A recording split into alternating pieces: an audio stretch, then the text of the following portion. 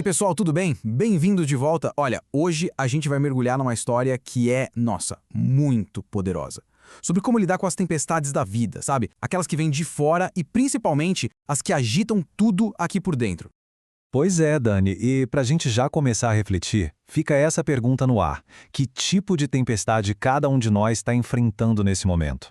Acho que ter isso em mente, sabe, ajuda a gente a se conectar de verdade com o que vamos conversar hoje. Então vamos lá, entrando na história. A primeira cena acontece no Mar da Galileia. Pensa só, Jesus e os discípulos estão no barco, atravessando o lago, depois de um dia daqueles super cansativo, cheio de ensinamentos. A ideia era só relaxar um pouco, né? Exato, e o cenário era perfeito para isso. O fim de tarde estava calmo, o lago super tranquilo, sabe aquela paz? Tudo parecia que ia ser uma travessia bem suave, aquele momento de respirar fundo depois da correria. Só que essa calmaria toda, bom, não durou muito. Do nada, o tempo vira de uma forma absurda. Começa a soprar uns ventos violentíssimos que vêm direto das montanhas ali em volta e caem no lago com uma força, nossa, impressionante. Uma tempestade se forma assim, de repente. E aí, pronto, o caos está instalado. As ondas ficam gigantescas por causa do vento e começam a bater no barco com muita, mas muita força. A situação fica perigosa assim, num estalar de dedos. E aqui tem um detalhe muito importante. Aqueles discípulos não eram novatos. Muitos eram pescadores experientes, conheciam aquele lago de cabo a rabo. Mas mesmo com toda a experiência deles, não adiantava nada. A tempestade era forte demais. O barco começa a encher d'água e aí, claro, bate o desespero. Pois é, e a reação deles é muito humana, né? A confiança na própria habilidade vai embora e dá lugar para o pânico total. Na hora que eles percebem que não tem mais o controle, que a força deles não adianta, parece que eles até esquecem quem está ali no barco junto com eles. O medo toma conta de um jeito que apaga todo o resto. E é nesse desespero total que eles gritam, né? Mestre, o senhor não se importa que a gente morra. É uma frase que mistura medo com uma certa incredulidade, talvez. Tipo, como assim ele tá dormindo numa boa enquanto o mundo tá desabando em cima da gente? Bom, vamos ver o que acontece em seguida, na segunda parte da nossa história. Quando eles acordam Jesus, a reação dele é o oposto do pânico. O rosto dele, como o texto descreve, tinha uma paz que não era desse mundo, sabe? Totalmente tranquilo no meio daquele caos todo. Exato, e com essa calma toda, ele simplesmente se levanta e fala direto com o mar, com a tempestade. E são só algumas palavras. Paz, aquiete-se. Imagina só a autoridade na voz dele para falar uma coisa dessas. Deve ter sido impressionante.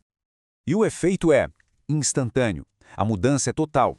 Onde tinha um caos absurdo, agora tem uma calmaria completa. As nuvens somem, as estrelas voltam a brilhar e o mar fica paradinho, sereno. Uma transformação radical. E aí, depois de acalmar a natureza, Jesus se vira para os discípulos e faz aquela pergunta, né? Por que vocês são tão medrosos? Ainda não têm fé? E não é para soar como uma bronca pesada, é mais uma repreensão suave. O medo deles acabou mostrando que eles ainda não confiavam plenamente em quem estava ali o tempo todo do lado deles. E aqui está o pulo do gato, o ponto central. Jesus conseguia descansar porque confiava no cuidado do Pai. Era essa fé que dava acesso ao poder de Deus. E o que a gente aprende com isso é que essa mesma fé também está disponível para a gente. Beleza? Agora a história dá uma virada. Eles finalmente chegam na outra margem do lago já de manhãzinha e a tempestade que eles encontram lá em terra firme, olha, de um certo jeito, era ainda mais assustadora que a do mar. Nossa, nem me fale, Dani, a cena é realmente pesada. Eles encontram dois homens que estavam completamente dominados, viviam isolados, no meio dos túmulos e agiam de um jeito que mal pareciam humanos mais. Era um verdadeiro terror para toda a região, ninguém chegava perto.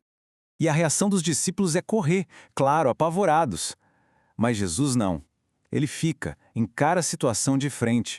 E com a mesma autoridade que ele usou com a tempestade, ele ordena que os espíritos imundos saiam.